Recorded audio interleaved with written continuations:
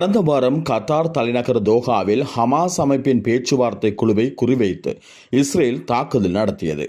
இந்த நிலையில் கத்தாரில் இஸ்ரேல் நடத்திய தாக்குதலுக்கு கடுமையான கண்டனம் தெரிவித்து அடுத்த கட்ட நடவடிக்கைகள் குறித்து விவாதிக்க அரபு மற்றும் இஸ்லாமிய நாடுகளுடனான அவசர ஆலோசனை கூட்டத்திற்கு கத்தார் அழைப்பு விடுத்தது.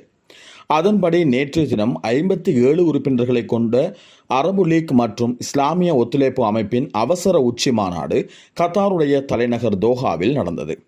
இதில் கத்தார் மன்னர் ஷேக் தமீம் பின் ஹமாத் அல் தானி, சவுதி அரேபியாவினுடைய பட்டத்து இளவரசர் முகமது பின் சல்மான், ஈரான் அதிபர், ஈராக்கினுடைய பிரதமர், துருக்கி அதிபர், பலஸ்தீன் அதிபர் உள்ளிட்ட பலரும் கலந்து கொண்டனர்.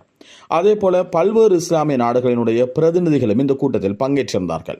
கூட்டத்தில் இஸ்ரேலுக்கு எதிரான நடவடிக்கைகளை மேற்கொள்வது குறித்து விவாதிக்கப்பட்டிருக்கிறது. மேலும் எதிர்காலத்தில் இதுபோன்ற தாக்குதலை தடுக்கும் வழிமுறைகள் குறித்தும் ஆலோசிக்கப்பட்டது. காசாவில் மோசமடைந்து வரும் மனிதாபிமான நெருக்கடியை தடுக்க இஸ்ரேல் மீது அழுத்தம் கொடுக்க அரபு மற்றும் இஸ்லாமிய நாடுகள் முடிவு செய்துள்ளன. இந்த மாநாட்டில் பங்கேற்றிருந்த ஈரானிய அதிபர் மசூத் பெசஸ்கியான் இஸ்லாமிய நாடுகள் இஸ்ரேலுடனான உறவுகளை துண்டிக்க வேண்டும் என்று வலியுறுத்தியுள்ளார். அதேபோல கத்தார் பிரதமர் Sheikh Mohammed bin Abdul Rahman bin Jassim Al Thani இஸ்ரேலின் தாக்குதலை கடுமையாக கண்டித்தார். கத்தாரின் இறையாண்மையை பாதுகாக்க மேற்கொள்ளப்படும் நடவடிக்கைகளுக்கு பிராந்திய நாடுகள் தெரிவித்த ஆதரவையும் அவர் வரவேற்றார். இவ்வாறு இருக்க அடுத்த கட்டம் இந்த இஸ்ரேலுக்கு எவ்வாறான அழுத்தங்களை இந்த அரபு நாடுகள் கொடுக்க போகிறது, இந்த சர்வதேச அரங்கில் என்னவெல்லாம் மாறப்போகிறது என்பதை பொறுத்திருந்து பார்க்கலாம்.